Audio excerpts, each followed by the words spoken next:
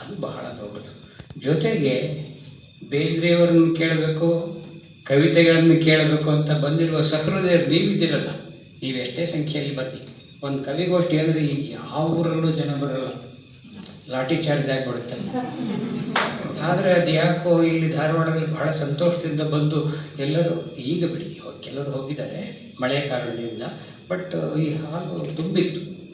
ಇದು ಕಾವ್ಯಕ್ಕೆ ನಾವು ಕೊಡಬಹುದಾದ ಬಹುದೊಡ್ಡ ಗೌರವ. ಕವಿತೆ ಏನನ್ನು ನಿರೀಕ್ಷೆ ಮಾಡುತ್ತೆ ಅಂದರೆ, ಬರೀ ಕವಿ ಇದ್ದೇ ಇರ್ತಾನೆ, ಅದರ ಹಿಂದೆ ಕವಿತೆ ಹಿಂದೆ ಕವಿ ಇರ್ತಾನೆ. ಆದರೆ ಒಬ್ಬ ಕವಿ ನಿಜವಾದ ಕವಿ ಹೇಗೆ ಬೆಳೀತಾನೆ ಅಂದರೆ ಕೇಳುಗರ ಮೂಲಕ ಬೆಳೀತಾನೆ. ನಾನು ನಿನ್ನೆ ಮೊನ್ನೆ 2 ರಾತ್ರಿಗಳನ್ನು ನಾನು ಗದಗಿನಲ್ಲಿ ಕಳೆದೆ. ಇಡೀ ರಾತ್ರಿ ಕೂತು ಸಂಗೀತವನ್ನು ಕೇಳ್ತಾ ಇದ್ದೆ. ಸಂಗೀತ ಇಡೀ ರಾತ್ರಿ ನಡೀತು. ಅಲ್ಲಿ ಈ ಗದಗ, ನಾನು ಇದೇ ಫಸ್ಟ್ ಟೈಮ್ ಬಂದಿದ್ದು ಗದಗ ಸಂಗೀತ ಸಮ್ಮೇಳನಕ್ಕೆ. ಹೇಗೆ ನಡೆಯುತ್ತೆ ನೋಡೋಣ ಅಂತಲೇ ಕುತೂಹಲದಿಂದ ಬಂದೆ. ಎಲ್ಲರೂ ಎಂಥ ಅವ್ರ ಹುಡುಗಿಯನ್ನು ನೋಡಿದರೆ ಇವ್ರಿಗೇನು ಗೊತ್ತಿಲ್ಲ ಅನ್ನೋ, ಯಾಕೆ ಬಂದರು ಇವರು ಇಲ್ಲಿ ಅಂತ ಒಂದು ಅನುಮಾನ ಬರಬೇಕು. ಸಾಧಾರಣ ಮನುಷ್ಯರು ಬಂದಿದ್ದರು. ಆದರೆ ಆ ಸಂಗೀತದಲ್ಲಿ ಒಂದು ಸರಿಯಾದ ಸಂದರ್ಭ ಬಂದಾಗ ಏನು ಚಪ್ಪಾಳೆ ಬರೋದು ಅಂದರೆ, ಸಂಗೀತ ಗೊತ್ತಿದ್ದವ್ರು ಮಾತ್ರ ಹಂಗೆ ಚಪ್ಪಾಳೆ ಹೊಡೆಯೋಕ್ಕೆ ಸಾಧ್ಯ, ಎಲ್ಲಿದ್ರೆ ಚಪ್ಪಾಳೆ ಹೊಡೆಯೋಕ್ಕಾಗೋದೇ ಇಲ್ಲ. ಅಂದರೆ ಅಂಥ ರಸಿಕತನವನ್ನು, ಅದು ಸಂಗೀತಕ್ಕೆ ಒಂದು ಟ್ರೈನಿಂಗ್ ಬೇಕಾಗುತ್ತೆ. ನಾವು ಕಾವ್ಯದಲ್ಲಿ ಅಂಥ ಟ್ರೈನಿಂಗ್ ಪಡೆದಿಲ್ಲ. ಕಾವ್ಯದಲ್ಲಿ ಕೇಳಕ್ಕೆ ಬರ್ತೀವಲ್ಲ, ಯಾವುದಾದ್ರೂ ಒಳ್ಳೆಯ ಸಾಲುಗಳು ಬಂದರೆ, ಒಂದು ಒಳ್ಳೆಯ ಭಾವ ಬಂದರೆ, ಒಳ್ಳೆಯ ನಾದ ಬಂದರೆ ಜೋರ ಚಪ್ಪಾಳೆ ಹೊಡಿಬೇಕು. ಅಲ್ಲಿ ನನಗೆ ಆಶ್ಚರ್ಯ ಹೋಗ್ಬಿಡ್ತು. ಎಲ್ಲೂ ಅಲ್ಲಿ ಅರ್ಧ ಜನ ಮಲಗಿರೋರು, ರಾತ್ರಿ ಒಂದು 4 ಗಂಟೆ ಹಿಂಗೆ ಆದಾಗ ಮಲಗಿರೋರು. ಆದರೆ ಈಗ ಮಲಗಿದ್ದಾರೆ ಬಹಳಷ್ಟು ಜನ. ಅಲ್ಲಿ ಹೊರಗಡೆನೂ ಬಹಳ ಜನ ಕುರ್ಚಿಗಳಲ್ಲಿ ಕೂತಿರೋರು. ಇನ್ನು ಚಪ್ಪಾಳೆ ಇದು ಮುಗೀತು, ಎಲ್ಲ ಮಲಗಿದ್ದಾರೆ. ಒಂದು 50% ಜನ ಮಲಗಿದ್ದರು. ಇನ್ನು ಮುಗೀತು ಅಂತ ನಾನು ಭಾವಿಸಿದರೆ, ಒಳ್ಳೆಯ ಸಂದರ್ಭ ಬಂದಾಗ ಏನು ಚಪ್ಪಾಳೆ, ಎಲ್ಲಿಂದ ಬರ್ತೀವಿ ಚಪ್ಪಾಳೆ ನೋಡಿದ್ರೆ ಇಡೀ ಇದನ್ನು ಹೊರಗಡೆ ಕೂತವ್ರು. ಅದು ಒಂದು ಸಂಗೀತವನ್ನು ಬೆಳೆಸೋದು. ಹಾಗೆ ಒಂದು ಸಾಹಿತ್ಯವನ್ನು ಬೆಳೆಸಲಿಕ್ಕೆ ಕೂಡ ನಮ್ಮ ಸಹೃದಯತೆ ಬೇಕು. ಅದು ನಾನು ಕೇಳಬೇಕು ಅಂತ ಬರಬೇಕು. ಏನು ಯಾಕೆ ಸಾಹಿತ್ಯ, ಕಾವ್ಯ ಇವೆಲ್ಲ ಯಾಕೆ ಬಹಳ ಮುಖ್ಯ ಆಗ್ತವೆ ಅಂದರೆ, ನಾವು ಇಡೀ ಸಮಾಜವನ್ನು ತಿದ್ದುತ್ತೀವಿ ಅಂತ ಯಾವ ಕವಿಯೂ ಹೊರಡಲ್ಲ. ತನ್ನ ಮನಸ್ಸಿನ ಒತ್ತಡಗಳನ್ನು, ಭಾವಗಳನ್ನು, ತನ್ನ ತಲ್ಲಣಗಳನ್ನು, ತನ್ನ ಸಂತೋಷಗಳನ್ನು ಹೇಳ್ತಾರೆ. ಅವನು ಬರೆಯೋಕ್ಕೆ ಸಾಧ್ಯನೇ ಇಲ್ಲ ಅಂದರೆ, ಬರೀದೇ ಇದ್ದರೆ ನನಗೆ ಬಿಡುಗಡೆ ಇಲ್ಲ ಅನ್ನೋ ಒಂದು ಭಾವ, ಅಂಥ ಒತ್ತಡ ಬರುತ್ತೆ. ಏನನ್ನು ಬರೀಬೇಕು? ಪ್ರತಿಯೊಬ್ಬರು ಹೇಳಿದರು.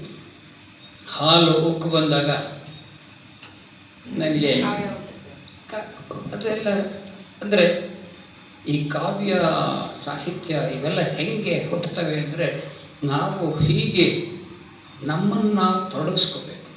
ಯಾವುದ್ರಲ್ಲಾಗಲಿ, ಒಂದು ಅಡುಗೆಯಲ್ಲಾಗಬಹುದು, ಒಂದು ಹೊರಗೆ ಬೀದಿಯಲ್ಲಾಗಬಹುದು, ಒಂದು ಮಕ್ಕಳ ಜೊತೆಗೆ ನೀವು ಕಳೆಯುವ ಹೊತ್ತಾಗಿರ್ಬೋದು, ಅಥವಾ ರಾಜಕೀಯದ ಸನ್ನಿವೇಶದಲ್ಲಿ ನೀವು ನಿಮ್ಮನ್ನು ಪೂರ್ಣವಾಗಿ ತೊಡಗಿಸ್ಕೋಬಹುದು.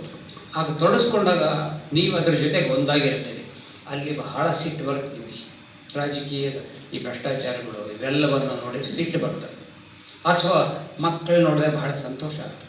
ಅಥವಾ ನಿಮ್ಮ ಮನೆಯ ಒಳಗಿಂದ ಎಷ್ಟೋ ಸಂತೋಷದ ಸಂಗತಿಗಳಿರ್ತವೆ, ದುಃಖದ ಸಂಗತಿಗಳಿರ್ತವೆ, ಆಕ್ರೋಶದ ಸಂಗತಿಗಳು ಇರ್ತವೆ. ಇವೆಲ್ಲವನ್ನು ನೀವು ನಿಮ್ಮ ಒಳಗೆ ತಗೋಬೇಕು. ನಾನು ಕಾವ್ಯ ಬರೀತೀನಿ, ಸಬ್ಜೆಕ್ಟ್ ನನಗೆ ಇಂಪಾರ್ಟೆಂಟ್, ನಂದು ಅಷ್ಟೇ ಆದರೆ ಆಗಲ್ಲ. ಅದು ನೀವೇ ಆಗಬೇಕು, ನಿಮ್ಮ ಒಳಗೆ ತಗೋಬೇಕು. ಅದು ಯಾವಾಗ ತಗೊಳ್ತೀರಿ, ತಾನೇ ಕಾವ್ಯ ಬರ್ತದೆ. ಅದು ಕಾವ್ಯ ಅನ್ನೋದು ಹೊರಗಿಂದಾಗಿರಲ್ಲ, ಒಳಗಿಂದಾಗಿರುತ್ತೆ. ನೀವು ಬರೆಯುವ ವಸ್ತು ಇದೆಯಲ್ಲ, ಅದು ಕೂಡ ಹೊರಗಿಂದಾಗಿರಲ್ಲ, ಒಳಗಿಂದಾಗಿ ನಿಮ್ಮದಾಗಿರುತ್ತೆ. ಇದಕ್ಕೆ ಒಂದು ಬೆಸ್ಟ್ ಎಕ್ಸಾಂಪಲ್ ಕೊಡಬಹುದಾದ್ದು, ನಮಗೆ 12ನೇ ಶತಮಾನದ ಈ ಚಳುವಳಿಗಾರರು, ವಚನ ಚಳುವಳಿಗಾರರು, ಇವರು ಬೆಸ್ಟ್ ಎಕ್ಸಾಂಪಲ್. ಎಲ್ಲ ವಿಷಯದಲ್ಲೂ ಬೆಸ್ಟ್ ಎಕ್ಸಾಂಪಲ್. ವೈಯಕ್ತಿಕ ಅನುಭವನ ಸಾರ್ವತ್ರಿಕ ಮಾಡಿದರು.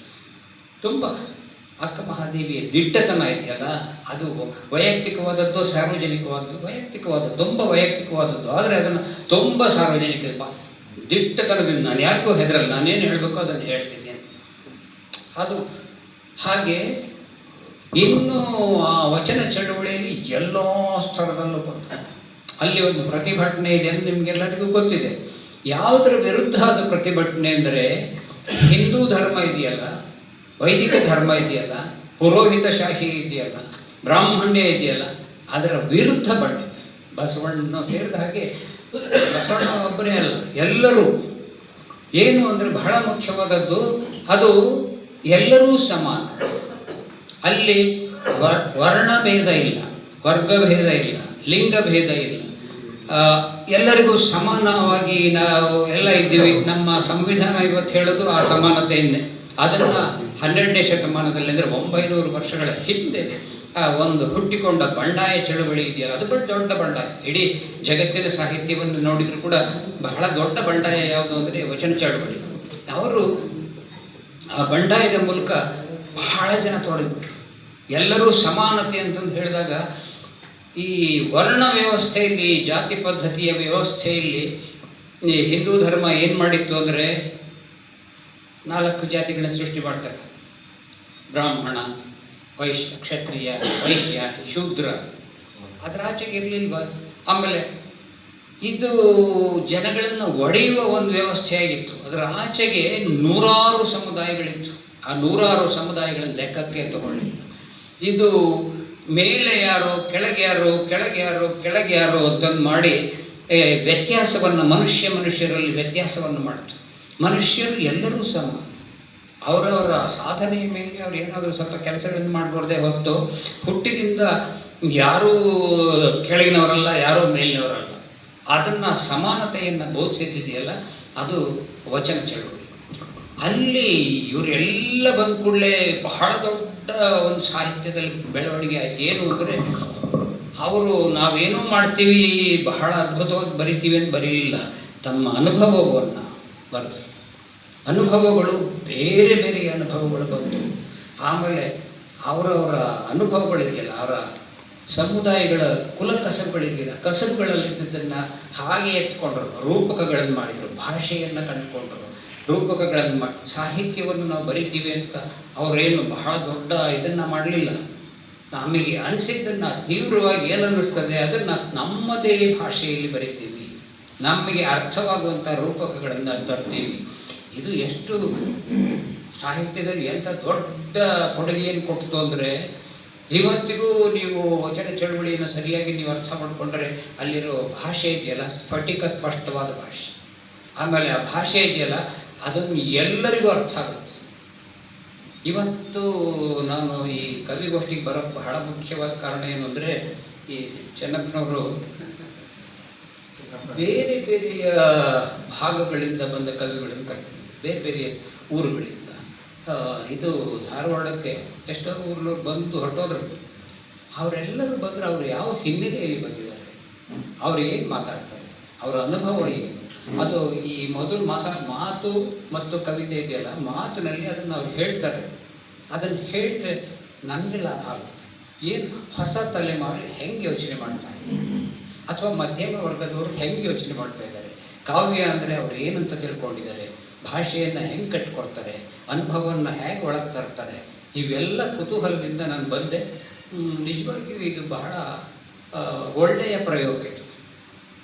ಇವರು ಮಾತಾಡಿದ್ದು ತಮ್ಮ ಅನುಭವದ ವಲಯದ ಒಳಗೆ ತಮಗನಿಸಿದ್ದನ್ನು ಹೇಳಿದರು. ಈ ಪ್ರಶ್ನೆಯನ್ನು ಬಹಳ ಹಿಂದಿನಿಂದ ಕೇಳ್ತಾರೆ. ನಾನೇಕೆ ಬರೆಯುತ್ತೇನೆ ಅಂತ ನವ್ಯ ಕಾವ್ಯ ಸಂದರ್ಭದಲ್ಲಿ ಒಂದು ಪ್ರಜಾವಾಣಿ ದೀಪಾವಳಿ ವಿಶೇಷಾಂಕದಲ್ಲಿ ಪ್ರಶ್ನೆಯನ್ನು ಇಟ್ಟಿದ್ದರು. ಬಹಳ ಜನ ನವ್ಯ ಕವಿಗಳು ನಾನು ಹಣಕ್ಕಾಗಿ ಬರೀತೀನಿ ಅಂತ, ನಾನು ಕೀರ್ತಿಗಾಗಿ ಬರೀತೀನಿ ಅಂತ, ನಾನು ಯಾವುದೋ ಒಬ್ಬ ಹುಡುಗಿಯನ್ನು ಮೆಚ್ಚಿಸ್ಲಿಕ್ಕಾಗಿ ಬರೀತೀನಿ ಅಂತ. ಅಂದರೆ ಈ ಪ್ರಶ್ನೆ ಎಲ್ಲ ರೀತಿಯ